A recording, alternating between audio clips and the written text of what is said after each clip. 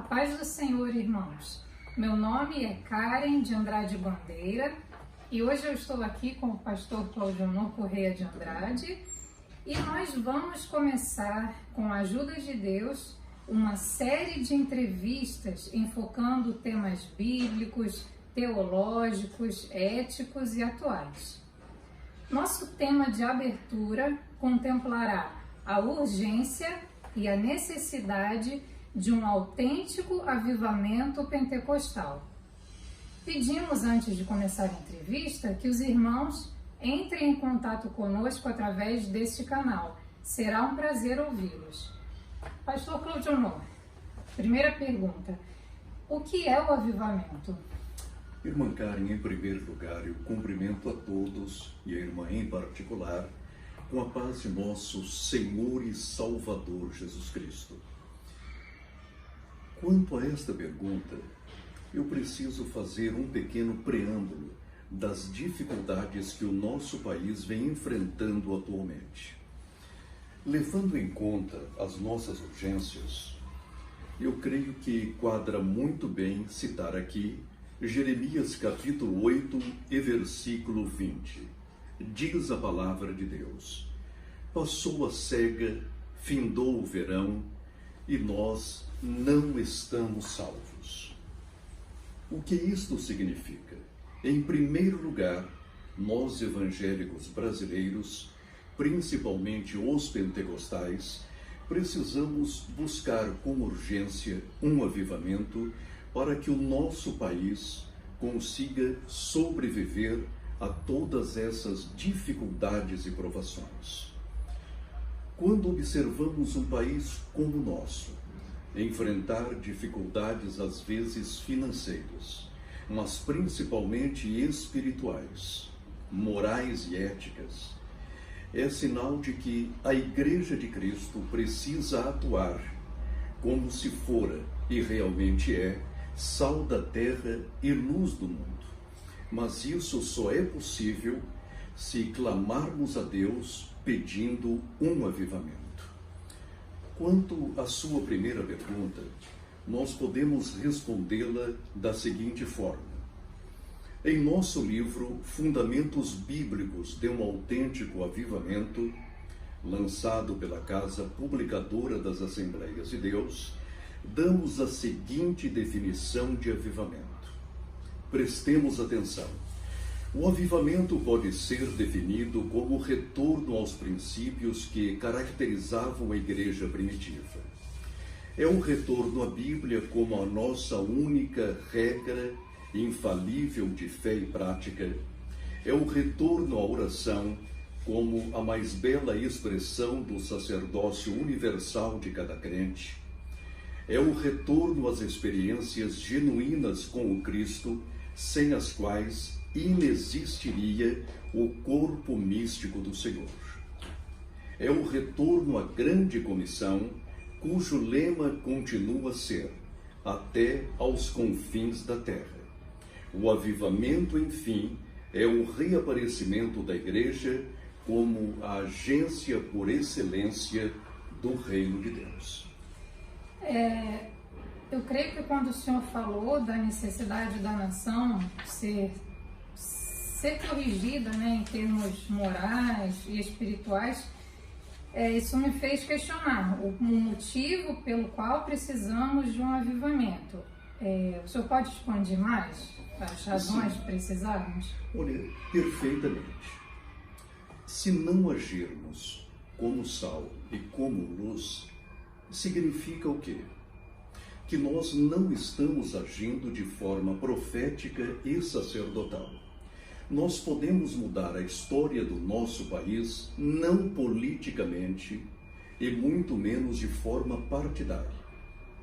Só conseguiremos mudar a história de nosso país e salvá-lo se agirmos desta forma, sacerdotalmente, intercedendo pela nação, pelo presidente da República, pelo governador, pelo prefeito de nossa cidade, pelas autoridades constituídas, ou seja, se intercedermos e rogarmos diante de Deus para que abençoe a nossa nação, eu não tenho dúvida, irmã Karen, de que em breve experimentaremos um grande avivamento.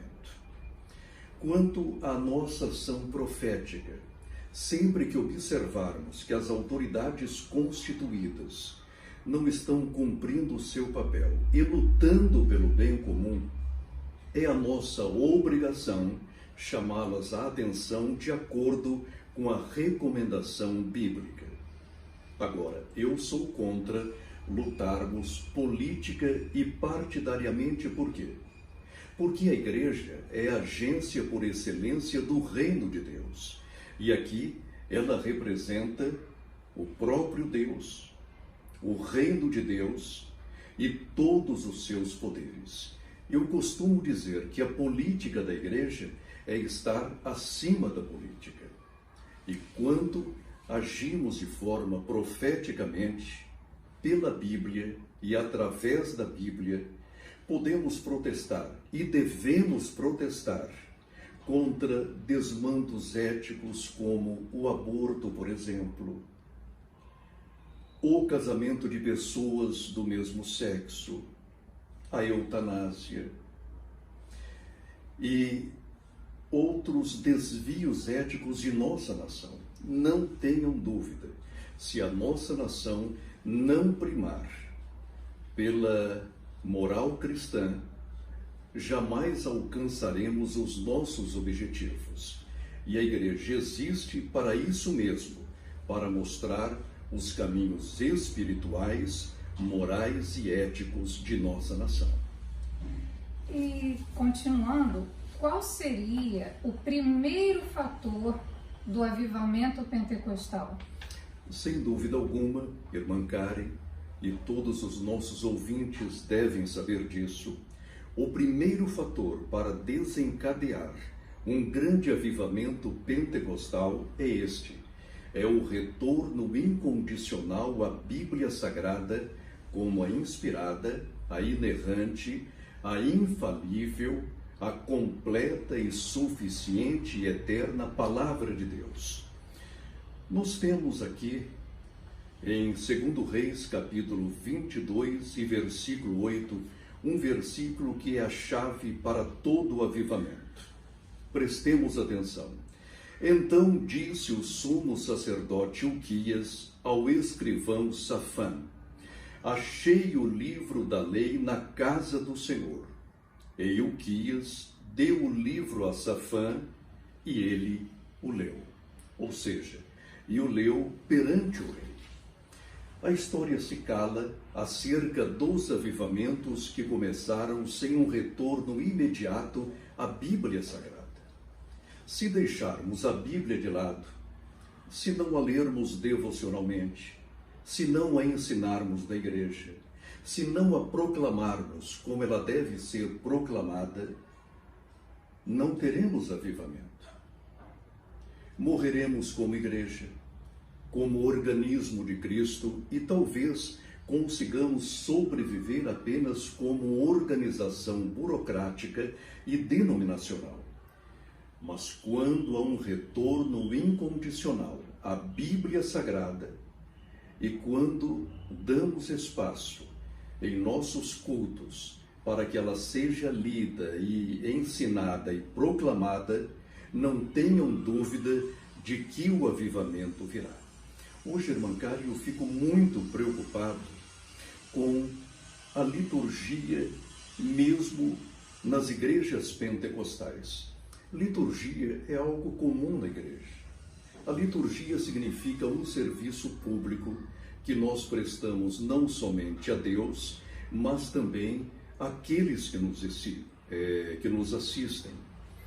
Eu observo que a cada dia que passa, o espaço para a proclamação da palavra de Deus em nossos cultos fica cada vez mais reduzido, principalmente com a introdução desses chamados louvorzões. Antes da mensagem, nós temos às vezes 20 ou 30 minutos de cânticos estridentes que, além de nos roubar o tempo da mensagem, deixa o pregador cansado, por causa do som estridente, de um barulho, eu não digo infernal porque seria uma palavra forte, mas de um barulho incômodo que faz com que a igreja se canse e o pregador também. Aí, quando vamos proclamar a palavra de Deus, já não há tempo para expormos os oráculos do Senhor como estes devem ser expostos. Antes, no meu tempo de criança e adolescente, toda mensagem era precedida pelo hino da harpa. Fala, Senhor querido. Aquele hino doce, suave, que preparava não somente a congregação, mas o pregador para a exposição da palavra de Deus. Se não tivermos tempo, e eu serei enfático, para proclamarmos a palavra de Deus, para ensinarmos como ela deve ser proclamada e ensinada, jamais teremos um avivamento. Então, para esse ponto ficar bem claro, a liturgia, a forma, a rotina do nosso culto é, então, importante para que haja um avivamento. Irmã Karen, sobre a liturgia, eu quero ler aqui uma passagem que se encontra em Efésios, capítulo 5, versículos 18 em diante. Diz a palavra de Deus: E falando entre vós com salmos e hinos e cânticos espirituais, cantando e salmodiando ao Senhor no vosso coração. E no versículo 18, é bom que o leiamos, está: E não vos embriagueis com vinho em que há contenda, mas enchei-vos do Espírito Santo, falando entre vós com salmos e hinos e cânticos espirituais, cantando e salmodiando ao Senhor no vosso coração, dando sempre graças por tudo a nosso Deus e Pai, em nome de nosso Senhor Jesus Cristo, sujeitando-vos uns aos outros no temor de Deus. Ora, em um culto verdadeiramente pentecostal, tem de haver o quê? Cânticos espirituais, línguas estranhas e a sua interpretação, testemunhos, salmos, a exposição da palavra e a sua proclamação. Então, eu sugiro que em nossos cultos haja pelo menos de 45 a 50 minutos de exposição da palavra. Nada pode tomar o espaço da palavra de Deus em nossas igrejas. E por se falarmos na palavra de Deus e em seu retorno em nosso meio, eu incentivo. Frequentemos a escola dominical, sustentemo-la com a nossa presença, com as nossas orações e com a nossa participação ativa. A escola dominical é também um fator de avivamento espiritual em todas as nossas igrejas. E de quando em quando, tristemente, ficamos sabendo de alguma igreja que, por causa de um programa ou de uma programação especial, resolveu suspender a escola bíblica dominical. Não façam isso, incentivem-na. A escola dominical é imprescindível para o crescimento da igreja. E sendo a palavra de Deus essencial para que haja um avivamento, como nós podemos e devemos interpretar a Bíblia? A Bíblia deve ser interpretada tendo como base dois pressupostos áureos. Em primeiro lugar, a Bíblia interpreta-se a si mesma.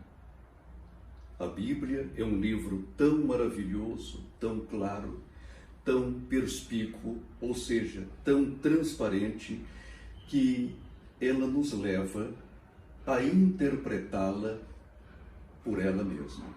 A Bíblia é claríssima. É claro que, de vez em quando, deparamos-nos com algum texto difícil, que exige mais estudo, mais cuidado. Mas, regra geral, a Bíblia interpreta-se a si mesma. E o segundo pressuposto áureo, o Espírito Santo que a interpretou, é o seu real intérprete. Se tivermos ambos os pressupostos, sempre quando a lermos e a estudarmos, vamos usufruir de uma vida espiritual plena.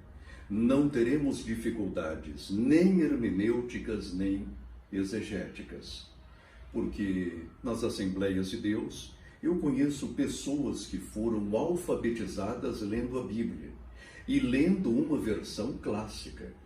Isso é maravilhoso. Então, tenhamos em mente sempre estes dois pressupostos.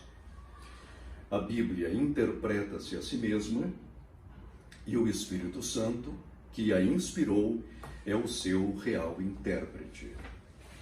E existe um segundo fator, um segundo requisito para que ocorra o avivamento pentecostal? Sim, sem dúvida alguma, nós temos a oração. A história também se cala, irmã Karen, acerca dos avivamentos que começaram sem oração. Sem a leitura da Bíblia, e sem oração, e sem clamor, e sem intercessão, não há avivamento. Nós podemos ver aqui uma definição de oração que eu julgo muito bonita. Aliás, é muito bonita. A definição de Samuel Wakefield, teólogo metodista. Assim ele definiu a oração. É a oferta dos nossos desejos a Deus através da mediação de Jesus Cristo, sob a influência do Espírito Santo, com disposições apropriadas para com tudo o que é agradável à sua vontade. Um avivamento, por conseguinte, começa com oração. Nós oramos pedindo avivamento, voltamos-nos à Bíblia, humilhamo-nos aos pés de nosso Senhor Jesus Cristo, como aconteceu com o profeta Abacuque. Se abrirmos as nossas Bíblias, em Abacuque, capítulo 3, versículos 1 e 2, leremos: oração do profeta Abacuque sobre Sigionote. Ouvi, Senhor, a tua palavra. Vejam bem, o profeta ouviu a palavra de Deus, porque ela foi proclamada, ou estava sendo proclamada. E ouvindo-a, o profeta temeu, voltou ao Senhor e pôs-se a orar. Diz ele: ouvi, Senhor, a tua palavra e temi. Aviva, ó Senhor, a tua obra no meio dos anos faze-a conhecida. Na tua ira, lembra-te da misericórdia. Por que o profeta Abacuque fez esta oração? Porque ele tinha diante de si, irmã Karen, um cenário de terror, de miséria. Não somente miséria espiritual, moral e ética, mas miséria material também. Ele sabia perfeitamente que, se Judá continuasse a transgredir os mandamentos do Senhor, aquela nação tão forte e bonita, a cidade de Jerusalém, com o santo templo, seriam destruídos, completamente destruídos. Então, disse ele, só nos resta uma coisa: orar a Deus e rogar por um avivamento. E o avivamento realmente veio no tempo de Josias, um rei bom e piedoso, e por algum tempo preservou a nação de Judá de uma destruição total. Será que nós não precisamos fazer o mesmo agora, tendo em vista as nossas dificuldades? É claro que hoje nós temos um presidente que se diz cristão, tem ele lutado pelos bons costumes, pela moral, pela ética, tem buscado em nós evangélicos nossas preces e intercessões, mas isso não é o suficiente. A nossa esperança não está em nosso presidente, mas a esperança do presidente está em nós, servos de Deus. Ele conta com as nossas orações. Se ele não as tiver, fracassará em seu governo e em seus intentos. Porque no Brasil, como também em outros países, não lutamos apenas contra a carne e o sangue. Aliás, não devemos lutar nem contra a carne, nem contra o sangue. Porque a nossa luta, irmã Karen, é renhida. Lutamos no plano espiritual contra as hostes da maldade.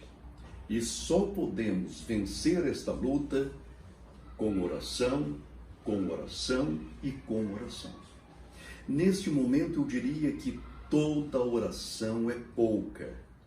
Os nossos clamores têm de ser elevados a Deus todos os dias, porque Ele intervirá.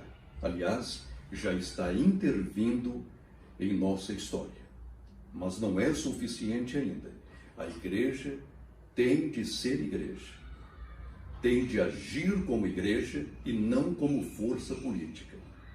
Somos a agência por excelência do reino de Deus. E volto a repetir, a nossa política é estar acima da política. Somos uma força sacerdotal, porque oramos e clamamos, e uma força profética, porque é a nossa obrigação diante de Deus e dos homens, falar a verdade bíblica. Mais alguma coisa sobre isso? Sim, sobre a oração. Quando a igreja busca o Senhor e está repleta do Espírito Santo, irmã Karen, ocorre aquilo que lemos em Atos capítulo 4 e versículo 31. Preste atenção. E tendo orado, a igreja primitiva moveu-se ao lugar em que estavam reunidos, e todos foram cheios do Espírito Santo e anunciavam com ousadia a palavra de Deus. Isso precisa e tem de acontecer entre nós. Caso contrário, o avivamento não virá. Então, recapitulando, os dois primeiros fatores seriam o retorno às Escrituras e o segundo, o cultivo da vida de oração. E o terceiro fator do avivamento pentecostal? A terceira fonte do avivamento, ou terceiro fator, é sem dúvida alguma a volta incondicional à doutrina da santificação. Em nosso dicionário teológico, irmã Karen, nós damos a seguinte definição de santificação: separação do mal e do pecado e dedicação ao serviço do reino de Deus. É a forma pela qual o Filho de Deus aperfeiçoa-se à semelhança do Pai Celeste, com a ajuda do Espírito Santo e dos meios da graça, a leitura da Palavra de Deus, a oração, a vigilância em todo instante. É dessa forma, conformando-nos à semelhança de nosso Senhor e Salvador Jesus Cristo. E em 1 Tessalonicenses, capítulo 4 e versículo 3, lemos: porque esta é a vontade de Deus, a vossa santificação, que vos abstenhais da fornicação. Isso significa, prezado irmão, prezada irmã, que nós, pastores, precisamos voltar a pregar com ousadia, autoridade e nessa obrigação sermos enérgicos. Sim, enérgicos. Devemos pregar a santificação. Porque hoje, os nossos jovens, por exemplo, ou parte deles, ou muitos deles, eu não quero generalizar, não sabem, por exemplo, que a fornicação ou o relacionamento sexual de pessoas solteiras é pecado. E muitos casados não sabem que o adultério é pecado. E embaídos por algumas teologias e outras tralhas teológicas, vivem como se o cristão pudesse fazer qualquer coisa, mesmo contrariando as leis divinas. Precisamos da doutrina da santificação. Há jovens que não sabem ainda que o homossexualismo é pecado. A transgressão de Sodoma e Gomorra. E cabe-nos, como pastores, doutriná-los e explanar-lhes a palavra de Deus, para que, conscientes, mantenham o seu corpo e a sua mente consagrados ao Senhor Jesus Cristo. E na pregação da doutrina da santificação, nós temos de ser enérgicos e claros e não temer as ameaças, nem aquilo que modernamente chamamos de o politicamente correto. Eu sinto decepcioná-los, mas o nosso compromisso não é com o politicamente correto. O nosso compromisso está aqui. É a Bíblia Sagrada, a Palavra de Deus. Esse é o nosso compromisso. Por isso, não podemos furtar ao nosso dever. Temos de proclamar a Palavra de Deus como ela realmente é. E mais ainda, irmã Karen, eu gostaria de citar aqui um outro versículo que está em Josué capítulo 13, versículo 5.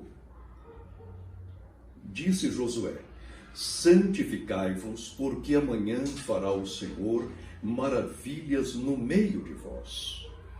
Ora, sem dúvida alguma, a maravilha anunciada pelo profeta e guerreiro Josué, por aquele general cheio de coragem, viria. O Senhor tinha um plano para com toda a nação de Israel. Se o povo quer se santificasse, quer não, o Senhor operaria. Mas os desobedientes e aqueles que não deram qualquer importância à advertência de Josué, não participariam daquele movimento espiritual e sobrenatural. E o Senhor quer operar em nosso meio. Ele precisa operar em nosso meio. Agora, por que Ele não o faz? Porque não estamos nos santificando como Ele requer. Ele quer um povo santo, obediente, que leia a Bíblia, que ore, que se guarde, que não se entregue à pornografia, que não se entregue a programas televisivos que atentem contra a Bíblia e aos costumes bíblicos. Ora, se nós queremos de fato a operação de Deus em nosso meio, precisamos nos guardar, precisamos santificar-nos. Porque se o povo não for santo, se a igreja não for santa e separada do mundo, como Deus operará maravilhas em nosso meio? Isso me fez pensar o seguinte: o avivamento, ele é necessariamente coletivo? É preciso que um grupo de crentes esteja vivendo de acordo com esses fatores que foram citados para que haja um avivamento? Ou se um único crente, em meio a uma igreja que não está despertada espiritualmente, buscar o avivamento, ele vai usufruir desses benefícios, ou é só coletivamente que o avivamento ocorre? Eu digo o seguinte: basta uma fagulha, basta uma única fagulha nas mãos de Deus para que o avivamento se espraie. Basta alguém orar como Abacuque. Era somente Abacuque naquele momento. E ele orou: Senhor, aviva a tua obra. Uma única oração, mas o avivamento alastrou-se por Judá naquele momento. Diz a palavra de Deus. É uma característica do avivamento alastrar-se. Alastrar-se. Ele não fica contido no crente. A Bíblia diz o quê, Karen? Veja bem, a oração de um justo pode muito em seus efeitos. A Bíblia não diz isso. Significa o quê? Se eu oro pedindo por um avivamento e o busco de todo o meu coração, esse avivamento não faltará. Neste momento, suponhamos que somente nós estivéssemos a falar de avivamento em todo o Brasil. Graças a Deus, porque há milhares de pessoas orando e falando em avivamento. Mas suponhamos que apenas nós estivéssemos a falar sobre o avivamento pentecostal. Surtiria resultado. Mas graças a Deus, porque muitos justos, de norte a sul de nosso país, estão buscando um verdadeiro avivamento espiritual. E nós temos aqui também, sobre a santificação, um versículo muito conhecido, mas que precisa ser muito obedecido também. Segui a paz com todos e a santificação, sem a qual ninguém verá o Senhor. Hebreus 12 e versículo 14. Então tivemos retorno à palavra de Deus, oração, santificação. E qual é o quarto fator do avivamento pentecostal? Nós precisamos voltar a falar sobre as verdades pentecostais. Quando eu era criança, nós costumávamos dizer sempre: Jesus Cristo salva, batiza com o Espírito Santo, cura os enfermos, opera sinais e maravilhas e em breve virá buscar o seu povo. E o Senhor Jesus Cristo, diante de nossa proclamação destas verdades tão simples, agia dessa forma: salvava, batizava com o Espírito Santo, curava os enfermos, operava sinais e maravilhas, e nós tínhamos certeza, como temos até hoje, que em breve o Senhor Jesus virá buscar a sua igreja. Nós somos pentecostais. E hoje entristeço-me ao ver que este nome tão bonito, pentecostal, está se tornando sinônimo de coisas ruins. Não, senhores. O avivamento pentecostal veio para ficar. Não é apenas uma onda ou uma emotividade. O avivamento pentecostal é algo bíblico. E sempre houve avivamentos pentecostais em toda a história da igreja cristã. Não é uma invencionice nossa, é bíblico. Porque Jesus é o mesmo. Porque Jesus é o mesmo ontem, hoje e o será para sempre. Então vamos para o quinto fator do avivamento pentecostal. O quinto fator do avivamento pentecostal: a volta ao amor, à segunda vinda de Cristo. Uma igreja avivada não ama o mundo, irmã Karen. Uma igreja realmente avivada ama Cristo. Deseja a sua volta, chora por sua volta. E não pode viver sem ele, porque a igreja não é a noiva de Cristo, não é a noiva do Cordeiro, a esposa do Cordeiro. A igreja não suporta mais essa distância, essa demora. Queremos estar com o Senhor Jesus Cristo. E ele pode voltar daqui a 30 segundos, daqui a 1 hora. Não sabemos. Sabemos apenas que o Senhor Jesus Cristo voltará. E precisamos, de nossos púlpitos, voltar a proclamar esta verdade. Em breve, Jesus voltará para arrebatar a sua igreja. E você, querido irmão, está preparado para isso?